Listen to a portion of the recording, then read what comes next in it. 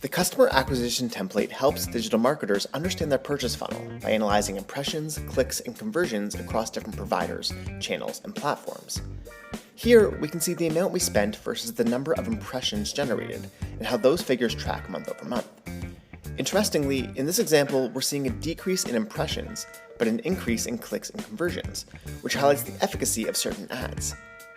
Now, we can break it down by platform, where we're seeing that Google Search tops the spending chart, but generates a higher CPC.